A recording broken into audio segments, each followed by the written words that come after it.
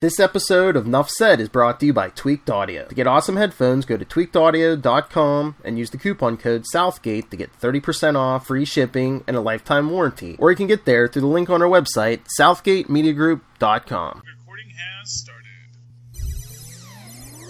Hello and welcome once again, dear listeners, to Superconnectivity, the show that connects things you never thought could be connected, but we do it superbly.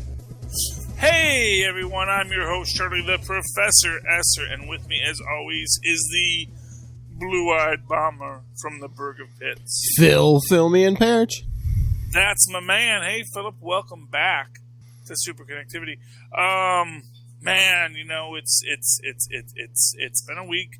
A lot to talk about. Lots of things going on. Not sure quite where to start. Is there something you want to talk about, Phil? Is there something burning in your back pocket? You said, I want to talk about this because I didn't get to talk about it on that other show I do because we were all talking about 69. No, I know you had a little bit of agenda. So here, tell you had some good topics. I got a ton of stuff. Let it rip. So, okay, yeah. You're the one that's got all the notes, though, Phil. That's what I'm saying. Do you want me to go over your? No. So let's open up with one of the bigger stories that has sort of come through. And interestingly enough, AMC has been like kind of cool about it. A lot of theaters have not been cool, but like the head of AMC says, "No, I get what they're doing," and it's like it's cool, which kind of it. You know, AMC also just did a deal with Universal, so I think AMC is positioning themselves. They know that they are kind of, even though like it's like there was all this AMC is going bankrupt stuff. I think AMC knows, like, look, okay, we have a place in the New World Order. We're going to build that place. We're going to recognize what's going on and what we can do to build ourselves up there. Mulan is coming to Disney Plus. Yep. At $30 a head, which I think is a fair price point. And a lot of people, okay. I thought it was like the on demand where you rent it and you get it for like 48 hours or something. But I thought I just heard not too long ago someone was saying if you pay the $30 for Mulan, you get to keep it as long as you have Disney Plus. Like it'll forever be in your Disney Plus library. I can see that. I can absolutely see that.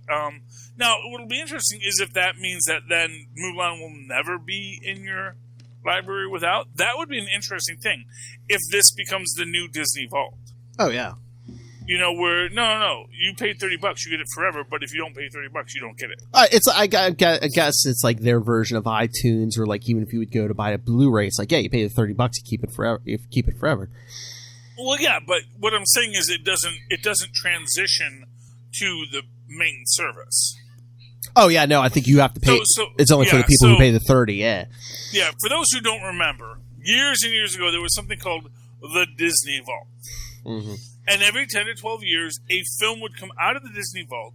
You'd be able to purchase it for about $30 to $50. It'd be in a very fancy, heavy VHS case. You could purchase this and put it on your shelf for all time, pass it down generation to generation, or, you know, about 12 years' time when the tape degraded and was no longer really watchable. But that was VHS technology for you. But the idea is that, you know, Disney had these films that they kept under strict wraps.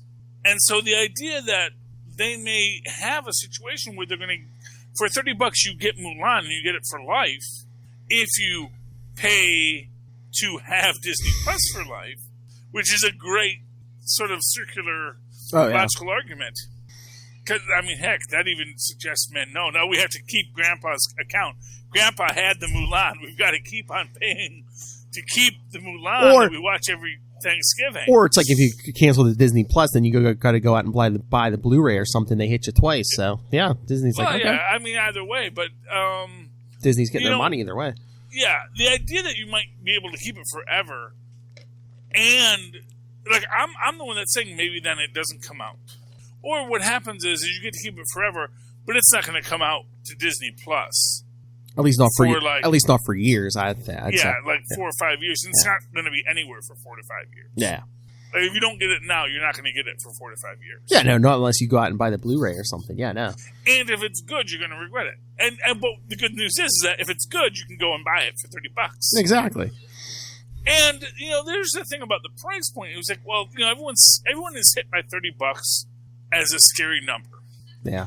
But and here's what I say: if you go to a movie once by yourself and don't buy popcorn or soda, that is a scary number. But if you go to the theater once by yourself and buy popcorn and soda, suddenly it's not as scary. It's like $10 more. And this is like a family movie too. So you're probably a lot of people are taking their families too. Exactly. You're going to want more than one person to go with. Like I said, like if we were reviewing this, if we decided that this was something we were going to do, first off, I'm going to want to watch it twice. Because I like to watch films twice when I review them, unless it's a film I really have absolutely no interest in. And your favorite, you can pause it when you got to go to the bathroom. Oh, yeah. I mean, that's just, honestly, that is a useful device in anything. But yeah, it's an interesting aspect of it. I'm intrigued by what Disney is doing with it. And I know there was a lot of deliberation. Yeah, I was going to say, I mean, I know people were complaining online, but it's like, Disney's damned if they do, damned if they don't, because it's like, you put it in the theater. Oh, Disney doesn't care about the public, coronavirus, all this. But it's like, but then if they're doing it like this, like the way they're doing it now, then it's like, oh, they don't care about the theaters. And, Yeah, now the real issue is, of course, Black Widow. They have said is still coming to theaters. So far, yeah. Yeah, well, that's the question. Like, if the theaters... Here's what I'm going to say. There is this push to get a vaccine out for COVID, which, if a vaccine is available and you can set up a socially distanced theater, and, you could have films premiere. Now, what I'm going to say on that is, like, if you start doing social distance theater, literally... Every theater is gonna be showing Black Widow at the same time. Oh yeah. But like instead of a 100-seat theater, it's now a 50-seat theater, and so you have to space it out, and probably the cost of a ticket is going to go up because of that. Oh yeah. That's the thing. They're going to add $1 to $2 to the. I don't know. Some of the theaters are hurting though. There was a few around here. They were advertising, like I guess, like around this time they're like for $50 you could rent out a whole theater for you and like 20 of your friends or something. Yeah, but then again, you are also then probably showing some third-run movie. Yeah, I was going to say I don't know if it was brand new movies or not. You're not going to rent it out, show Black Widow for $50. Yeah, no. But you're going to make that back on the back end. But hey, man, come on, Disney, save the world. When you buy a ticket to go see Black Widow, you get 3D glasses and you get a vaccine. Oh, vaccine. Yeah, well, there you go. Yeah, I mean, that's the thing about the vaccine. So you think supposedly they're like, yeah, it's not going to, it's coming to the theater, but it's not until November. Do you think they're waiting to, if things go bad again in September, October, they're going to be like, yeah, but we can't release it in the theater. We're going to have to see what happens. I mean, it's set for November, which is, I mean, if I really, since I'm guessing it's after November 3rd, I think they're hoping that basically after November 3rd, one or two things happen. Either there's hope for a new world, or everyone's just going to say, heck with it. And it's just put it on, just put it all up. We don't have much longer left. Just call it a day. Let's get it out there. Get the content out there however we can. Oh, look when it releases, November 6th. Yeah, so it's like, by then we'll know. And, no, I mean, I would love to see that in the theater. And the fact of the matter is, and this was what I was saying, there is a push to get the vaccine out there. As an example, basically, the U.S. government is investing millions, possibly billions of dollars into the manufacture of vaccines that may not work. Because there's about 4 top-line vaccines, and we're basically just ramping up production of all of them in the hopes that one of them might work and we'll be good to go as soon as we can say definitively it works. So that's a thing. And so it's entirely possible that, we are, because obviously Trump wants a vaccine before November 3rd. Oh, yeah. And he's not going to get one. At most, he's going to get one on November 6th. And I get the feeling that it's just this reality of this is the thing, is that you can't divest entertainment from politics, Oh, yeah. And everyone is, I don't want politics, I just want entertainment. It's like, well, unfortunately you can't have one or the other, because in an unjust world, everything is political.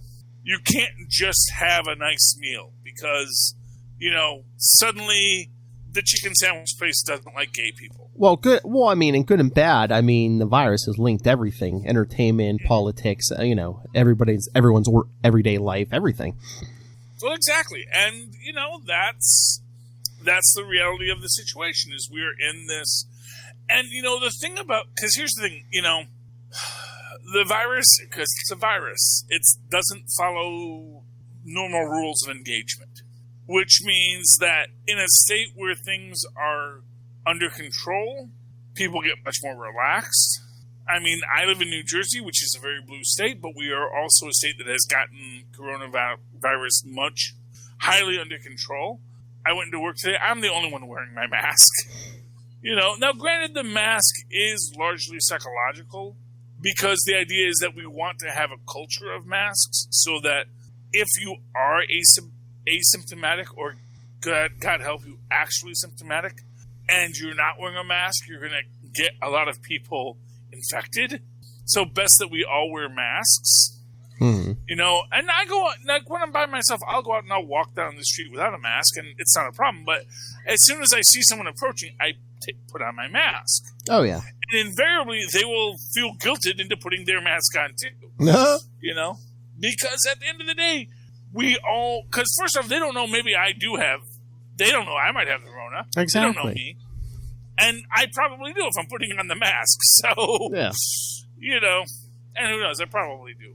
It's entirely possible. I don't know. I travel way more than most people should in this environment. But the fact of the matter is that, yeah, the virus is a thing. It's not going away anytime soon. Even if we get a vaccine this year, it's not going to be an immediate thing. There's going to be a whole process of getting out to people. And so, I think we might have reopened social distance theaters in the biggest markets. Because right now, New Jersey and New York, we've got ourselves under control for the most part, and so those markets where, as they say, where most of the people in the country live, every time you want to see someone get mad about the Electoral College, they'll say, well, yeah, that just means that New York and California that LA and New York City get to elect our presidents. It's like, well, if there's more people in New York and LA than the rest of the country, maybe they should elect the president. I don't know. I thought that's how democracy worked, but whatever. But the market is there to carry these projects through. And if they then also have an option, 2 to 4 weeks later of having it being on demand at like $20, I think they'll make their money back. And of course, that's the real thing with Mulan, which I haven't heard yet, if Mulan is being released in theaters in China, because China's theaters are open. Yeah. Oh, no. So it's an interesting question on that, and we'll have to see what's going on with that. But then again, it's also possible that one of the reasons they're releasing Mulan is because they realized that the Chinese market was going to be shut. Because maybe China said, yeah, our theaters are open, but we're focusing on Chinese content from Chinese producers. So that's another option, too. Anyway, hey, have you seen this new show called Harley Quinn, Philip? Yes, I have. Both seasons, yes. Okay, well, I only have the one because that's on HBO Max now, and I've been watching it. So you like it? I predicted you'd like it. Oh, of course I like it. It's Teen Titans Go, but with boobs. Told you. And this is my thing, Philip. It is literally Teen Titans Go. Yeah, just more adult Teen Titans Go. Adult themed. It's like, what if no one cared about continuity or character legacy, and we just made fun of all of the stupid things that superheroes do. And that is what Harley Quinn on HBO Max or DC Universe or wherever you're getting your Harley Quinn basically is. And I love it, and I'm here for it. But it does strike me as weird that Teen Titans get so much hate from nerds. Like, just so much nerd hate. And yet Harley Quinn is threading the needle on that. Mm-hmm. And I gotta feel that it's because it is an adult cartoon. And so it's, I'm not gonna stereotype here, but I'm gonna stereotype here. I'm guessing that maybe a lot of nerds who like to complain about these things maybe don't get titillated enough. And Teen Titans Go doesn't titillate them, hopefully. I mean, we all ship, Beast Boy and Ray Ray. Yeah. Because they're cute and they should be shipped. There's actually... It's a respectful ship. There's actually an episode, it might be season 2, but there's actually an episode of Harley Quinn. It opens up with like two nerds talking about like the series in their basement. And I'm sure there are, because, that's the thing. It's like, I think nerds like when their tropes are subverted. Yes. And I think that their problem is that there's too many people that don't like it when certain trope, and that's the thing, because as I will say, the Robin in Harley Quinn is Teen Titans Go Robin. Yes, it's voiced by a different actor. Mm-hmm. It's the guy from the Goldbergs who's doing all the teenage voices now. I think he actually does both Damian Wayne and Joshua Cobblepot. Huh? I think it's actually the exact same actor doing both characters. Could be. I think it's... Yeah, especially animation. They love finding people who can do more than one character. But he's not even like doing a different voice. He's just doing Adam Goldberg. He's doing Adam Goldberg as Robin, and then he's doing unless they got Frankie Muniz actually back for this. I don't know, because I think Frankie Muniz still has a relatively high register voice, so he might be doing it. But and of course Frankie Muniz, we love that. Sadly, Frankie Muniz has like a disorder where he actually has lost a large portion of his memories. Oh.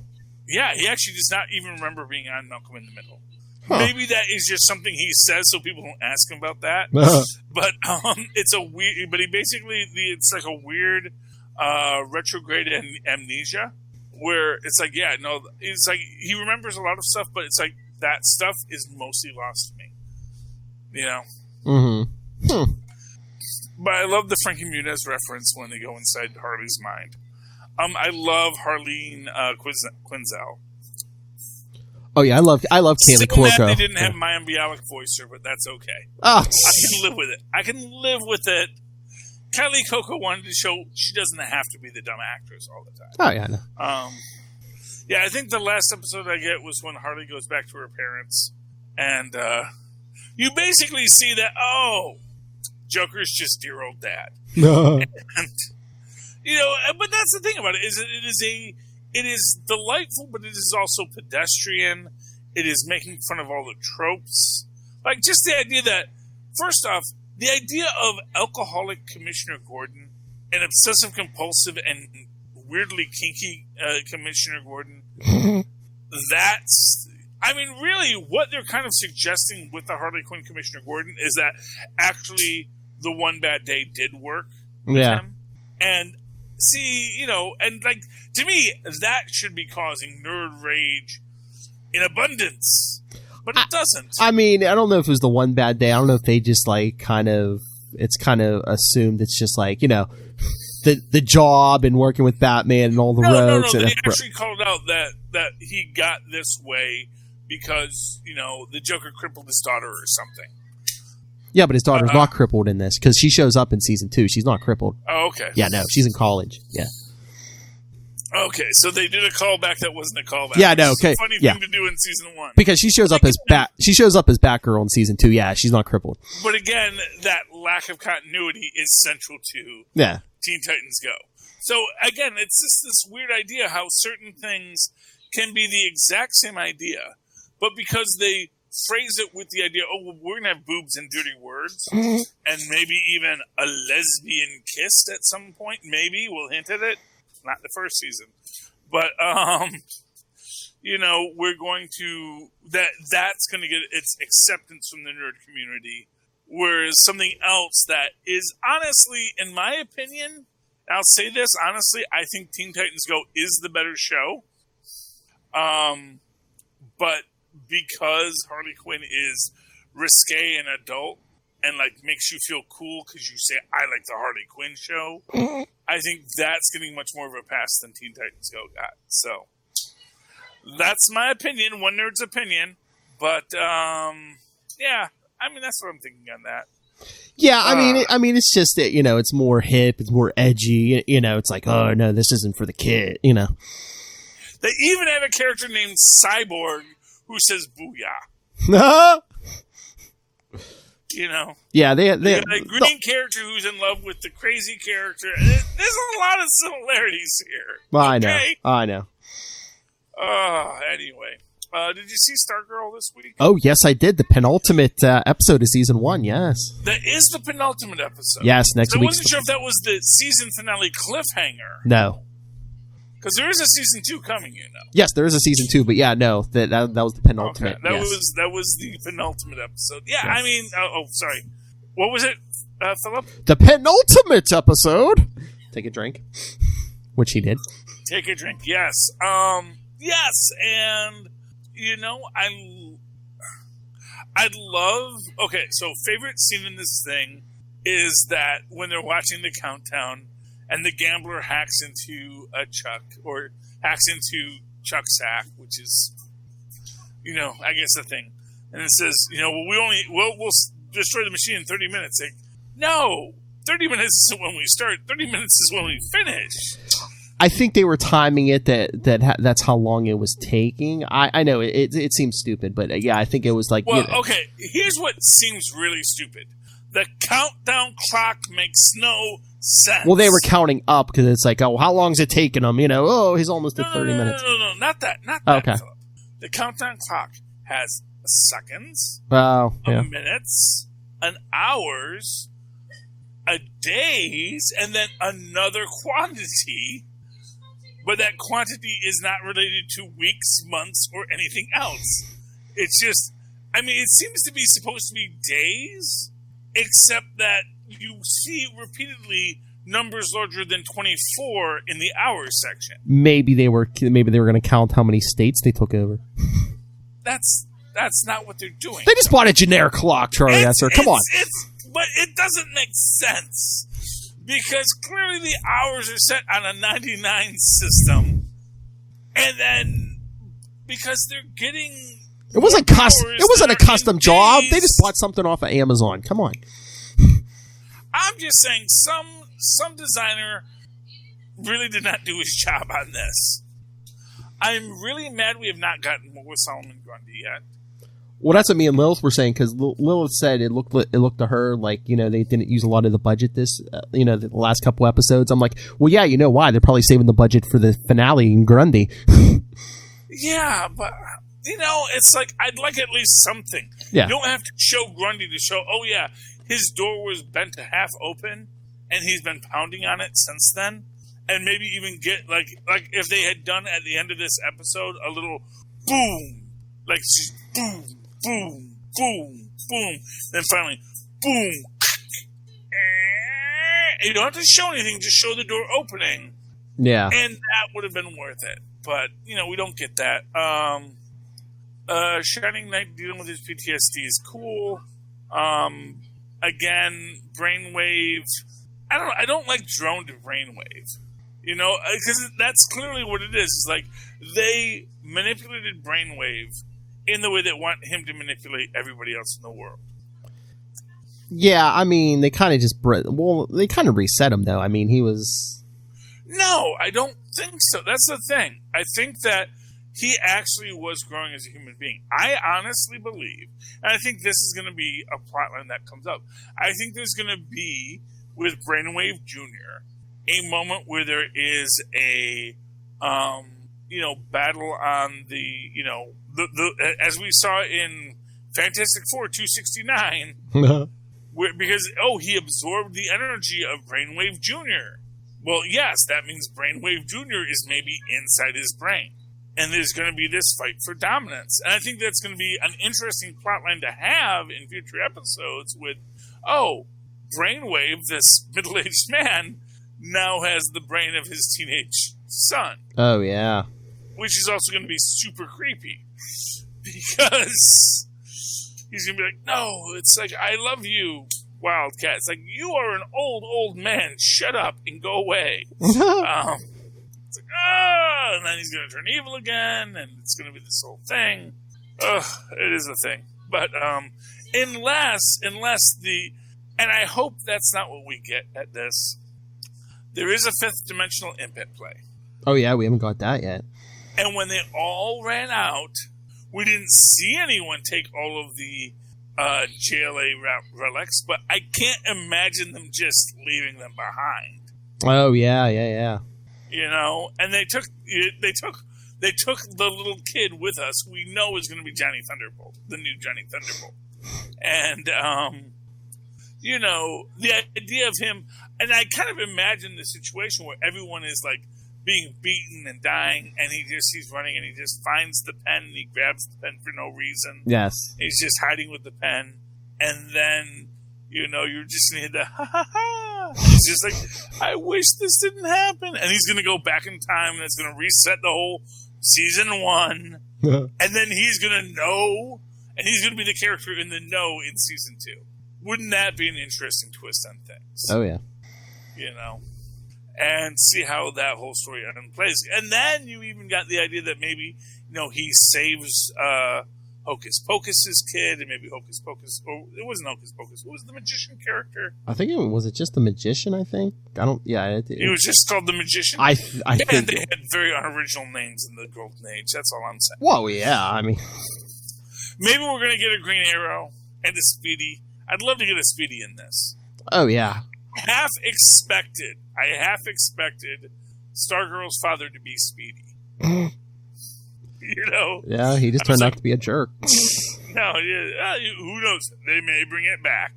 You know? Yeah, but I think but I think Pat would have known him if he was Speedy, though.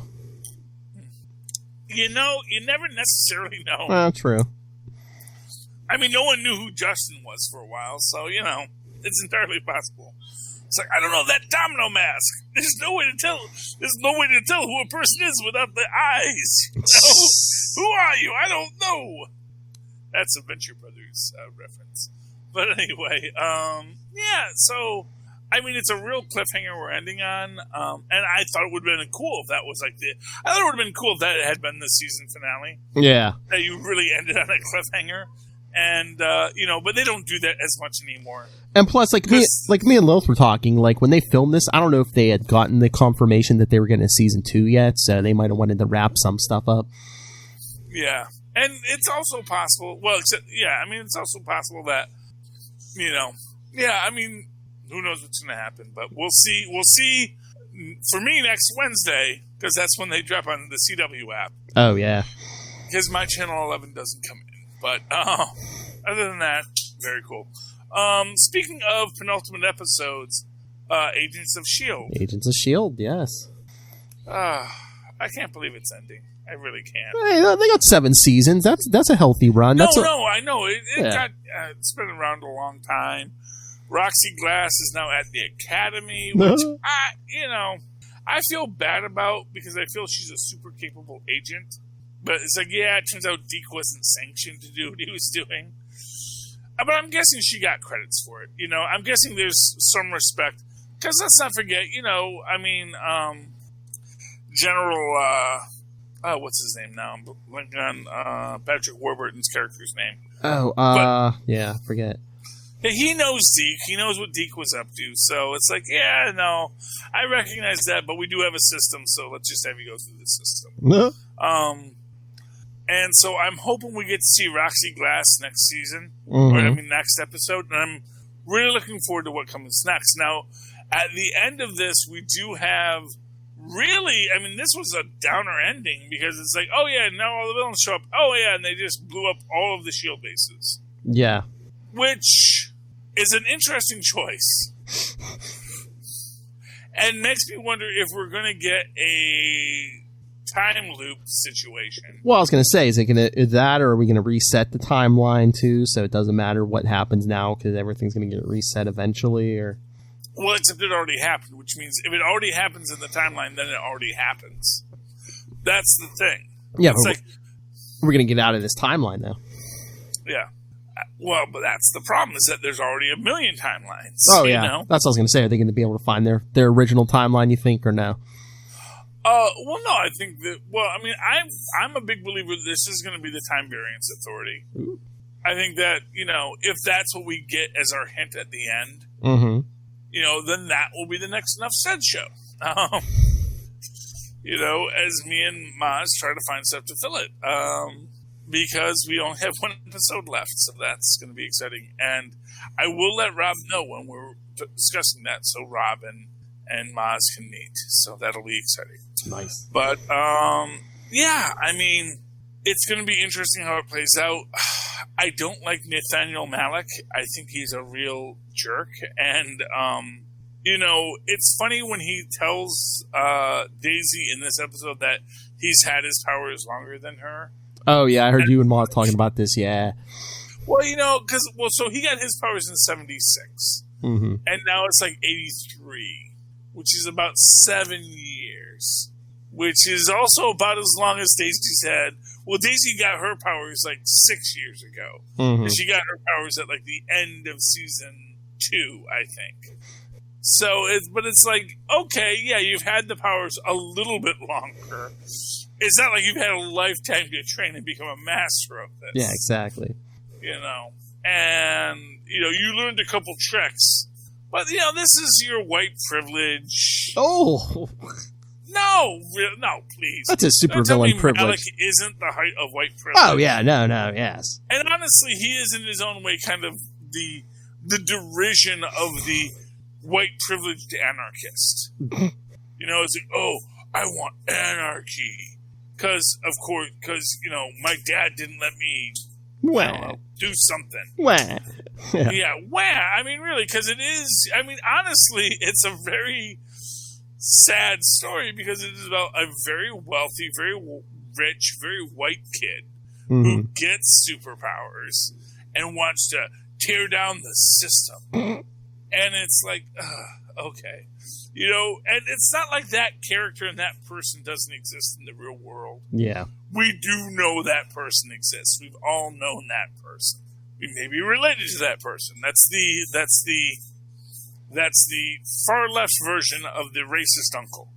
Is the, you know, the anarchist nephew is the racist uncle of the world in which we live. Because, and again, in this situation, he wants anarchy so long as him and his people are on top. You know, he wants anarchy with him with the superpowers, which is basically just fascism by another name. So he's much more in line with Hydra than he likes to think, you know. But, yeah. Which, of course, the Chronocoms know, which is why they're exploiting him for this purpose. And, of course, you know, at the end, we get all of the...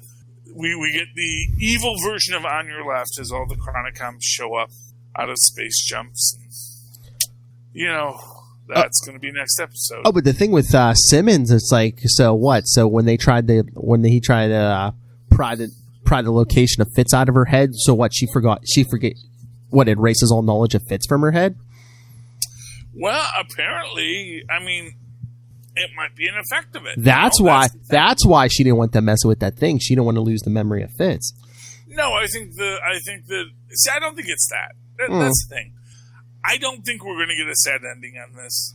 I don't. Well, no, I mean, in the end, yeah. Universe, the Chronocoms destroyed everything. What a and doubt. We're going to get Richard Mull as Uatu saying, but there are many universes, and that's going to be our teaser for the What If series. I don't think that's how it ends. No. I don't think so. But I think that what we're going to get with this is, you know, what we've gotten, which is that, you know, there's going to be this big battle between them, and our heroes will be triumphant at the end. And here's what I'm going to tell you. I think Deke, Fitz, and Simmons all make it to the end. I think Sousa and Sky make it to the end. I think Max and Yo-Yo make it to the end. I don't think any of the court cast is going to die in this.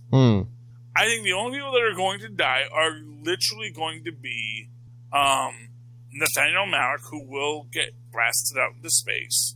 And, I mean, maybe Coulson gets decommissioned. You know what happens?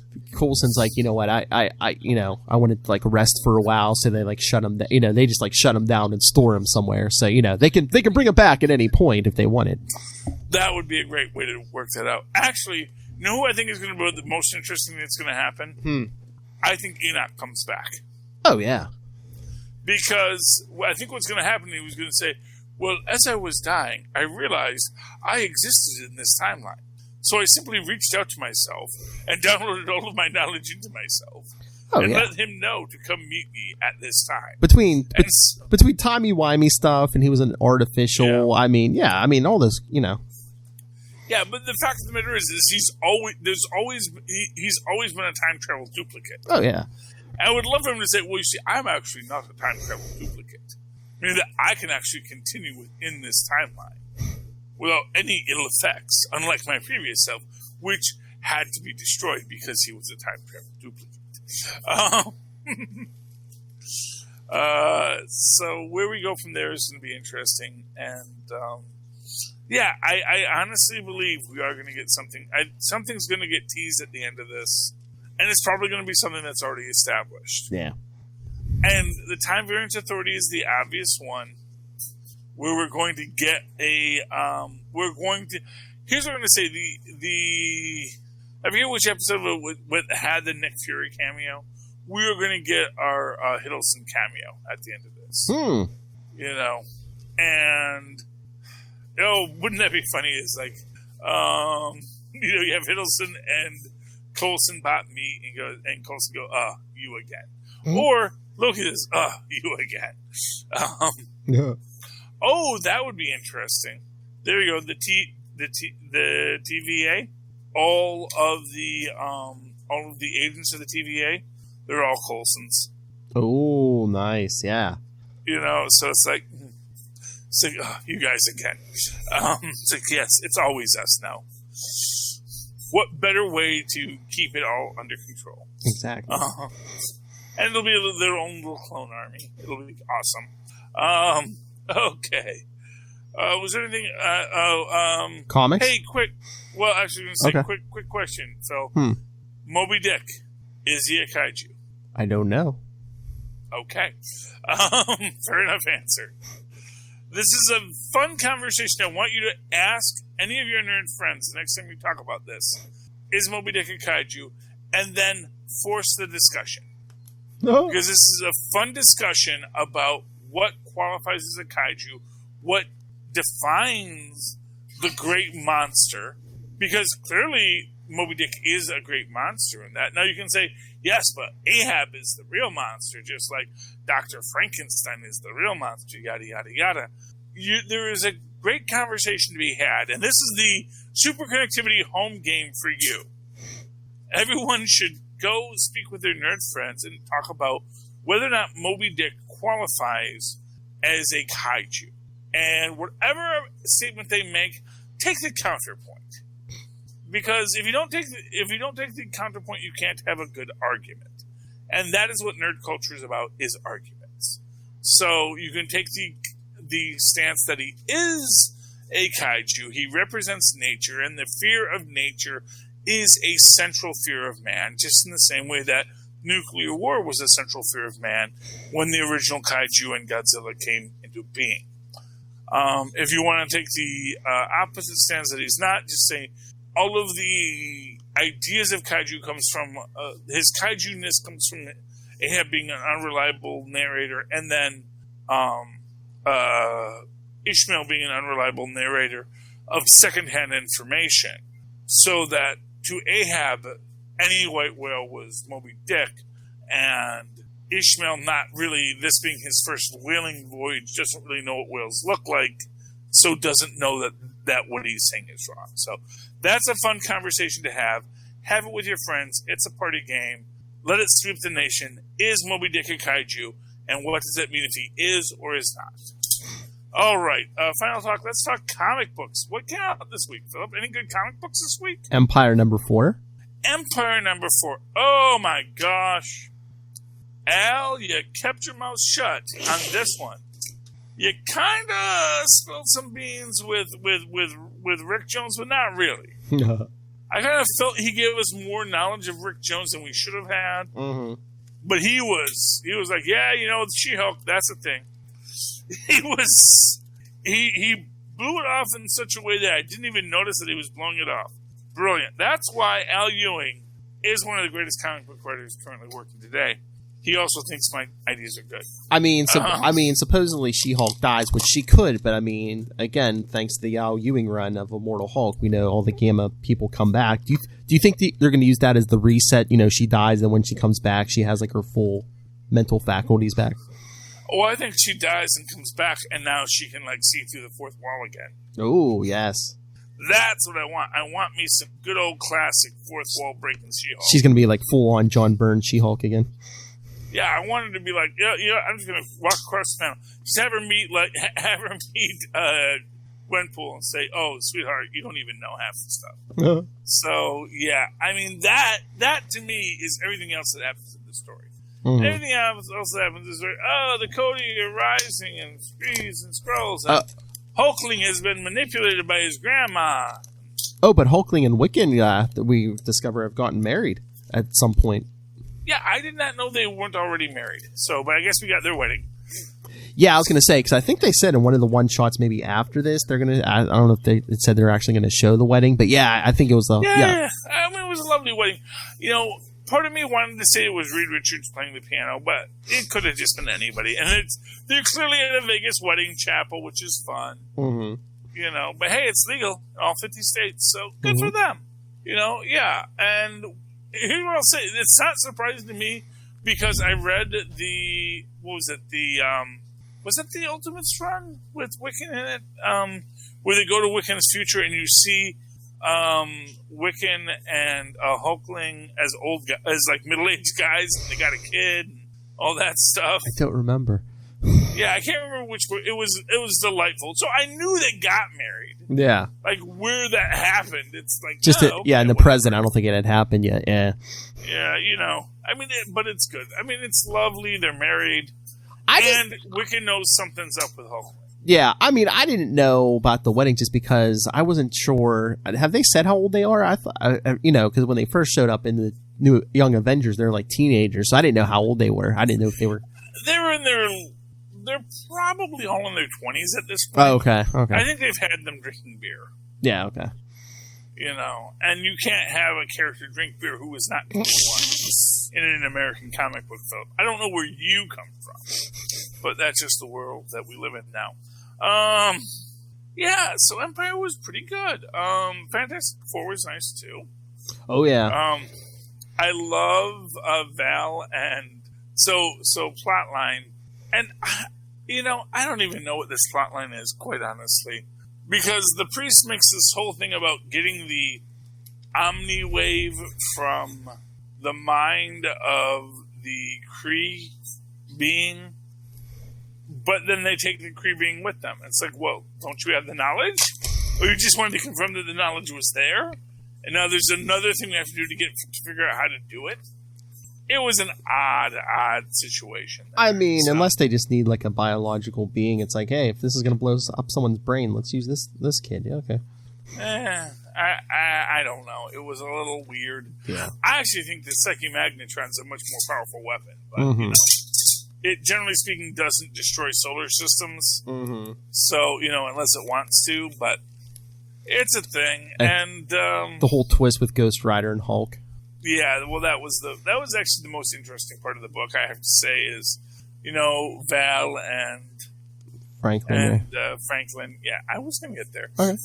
Masquerade themselves as Hulk and Ghost Rider, which that's not Johnny Blaze Ghost Rider, that's the Tetch, right?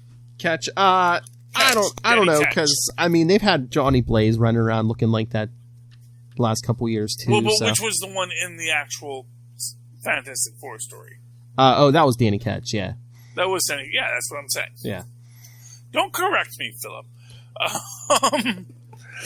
So that was and that was cute, and of course. Well, I mean, they kind of. Here's the thing. Here's the thing. They have Franklin do a cosmic punch, and then we see him bring up the cosmic punch power again later in that book, suggesting that he doesn't lose his powers every time he uses it. Now, I guess maybe the argument is that but his gross power or his net power diminishes every time he uses this thing. But I actually think, as I've said, it's a psychological thing, just like it is with Ben. Maybe I just took it as he had enough power for like one quick shot. Well, no. The one quick shot isn't the problem. The problem is that later in that issue, he then does a cosmic punch again, or he gets ready to do a cosmic punch again. Oh yeah. Yeah, I can't find it right now, but it's in the book. It's in there. I don't have my books in front. Oh yeah, because he decks Wolverine too. Yeah, exactly, and it's the same cosmic punch. So that's the idea: is that he has this power in reserve, and I think that's telling. I think that's what they're trying to tell us there. But we'll see how it goes next. And we also hear that yes, they're the official Fantastic Four now. The computer didn't call extra members, because now we have 4 members. Which is also kind of like, dude, your kids are like 16 and 15. Maybe not the best idea to send them on an adventure to chase down, plant ninjas. Well, they have babysitters too. Yeah. Got Spider-Man. Although I liked the fact that the Skrull girl recognized Alicia and said, "I told you all of my secrets," suggesting that this was actually. She kind of created the character of Alicia in her mind because Alicia became Elijah. And so the entire qualities of Alicia was imprinted into the Skrull ancestral memory. And she was the one person that she could talk to in the Skrull. That's an interesting thing about the warrior race of Skrulls, that you don't have that emotional support. Yeah. And the same with the Kree, but if you can find that person in that panoply of memories that you can connect with as a human, you might actually get your own humanity validated. So that's a delightful story. What happened in Captain America this week? Did they storm that town or whatever? Oh yeah, the town. Yeah, I mean, I'm loving this story. I like how they approach it and the idea that the weak are filling Sybil's bloodstone, which will, I guess, give her immortality or some such nonsense. And Lucan's mad about the Red Skull being in his brain, but I mean, I enjoyed the story. I definitely enjoyed the action. But I have to say, sometimes the villainous motivations seem a little weak, and the governor or mayor of Madripoor auctioning the teenage boy was a little too on the nose for me. Yeah. But in general, I liked the story. I liked the concept, and like I always say, this Ta-Nehisi Coates, he might have a career as a writer. So. Oh yeah. Fun fact: we're getting an U.S. Agent series coming soon. Yeah, I think it might just be a mini series, but yeah, it's a mini series. Well, they're always mini series. Yeah, these. And it's weird because we just left him like taking on the mantle of the Scourge. So I'm wondering if that's going to be a plot line in this, or is it not going to be? I don't know. I don't know either. That's the problem. That's the problem, Philip. Is I don't know either. What else did I read this week? Did you? Oh, Black Cat. Yes. Yeah, Black. I was gonna say, Black Cat, which I just found out. I'm angry about. This is the last issue of Black Cat. Yeah, but it's getting rebooted. So is it? Well, she comes back in the Black King, whatever that is. Yeah, but I don't know if that's like the next big event. But I don't know if she's gonna have her own book or not. I guess from my reading of it, she's central to it, but I don't know. I actually had thought I read something where it said, yes, the book is stopping production, but it's coming back. Oh. That the book is coming back, and I guess from all the readings I've had, it's like, yes, it's stopping at Black Cat, and then it's being picked up in the Black King. I just hate when they either stop or they have to do different stuff just because of a big event, because the character's going to be in some big event or something. And it's also weird to end it here because it's like, oh, now we're going to hang the cliff, but now we're just not going to resolve it. Yeah, because I had her get in the face of a rival there, and it's just like, oh yeah, yeah, it's just like, okay, are we ever going to get back to that? The answer is no. Outlook is mysterious. According to the 8-Man. Oh. According to the 8-Ball. You probably didn't read it. Did you read Deadpool this week? No, I did not get to Deadpool. I highly recommend it. Deadpool storms Krakoa. So that's all I got. That's all I'll say. Well, he's a mutant. He can go in. He's not a mutant, but he finds a loophole. He finds a loophole. Yes. Well, honestly, speaking of loopholes, did you read X-Men Empyre? No, I did not have time. Tell me about it. Oh, honestly, if this leads to a Deadpool horticulture crossover, I am there for that. Nice. Yeah. The X-Men Empyre tie-in story is just magnificent. How it deals with everything and how it deals with the limitations. So Black Tom is a mutant? Yes. He's always... Okay. And his shillelagh is actually like, I guess he has plant. He's basically, he has plant powers. Dude, Poison Ivy you don't want to have sex with. Kinda, yeah. He's a mutant because he's like Banshee's cousin and stuff. Yeah. Yeah. Okay. And they've put him in charge of all of the plants, which is just. Yeah. I don't know. With all the Cody invasions, it's all just seems kind of like, oh, this does not look good. Just asking for trouble. Yeah. But, of course, the horticulturalists have, and it is horde, as in the horde of culture, they have found a way to hack the teleporters of Krakoa, which makes sense when you think about it. It's just a system. A system can be broken into. A system can be hacked. Mm-hmm. It's not like the gates are independent sentient beings as much as they want to imply that. It at most has a portion of Krakoa's intelligence within it. And in general, if you can distract Krakoa, you can just use the device itself if you know enough about plants. So I really enjoyed that quality of it. The back and forth between the two, between the horticulturalists and the X-Force or X-Men or whatever they're calling themselves, and of course the pheromones, making all the men become obsessed with the ladies is great. Although I like the fact that they said, yeah, we really need to take Dee's advice and make the hormone attractive to women too. But yeah, okay. What else did we read this week, Phil? Let's see. Got some DC stuff.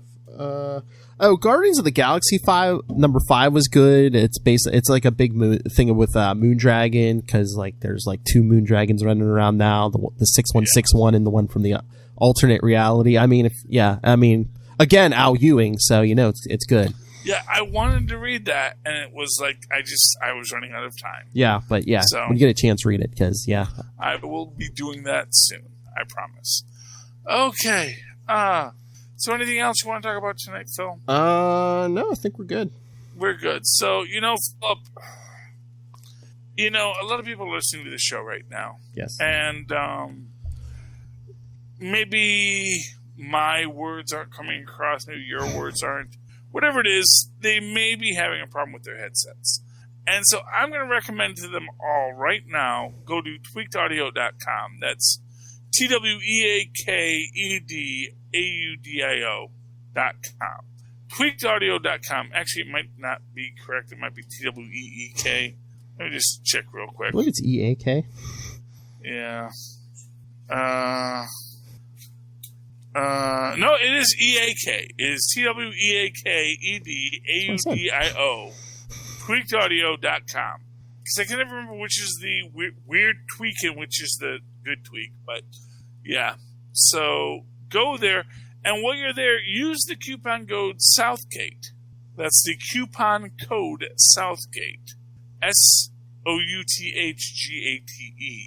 That is going to get you, I believe, a 30% discount on anything you buy at Tweaked Audio. And just so you know, they do have a lifetime warranty.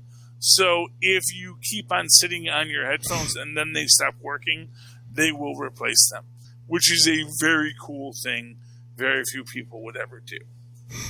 After that, why don't you go over to hunttokiller.com, check it out. Again, use the Southgate code at checkout to save some money on getting the clues to the cold case that Michelle Gray is going to send you to help you solve the mystery.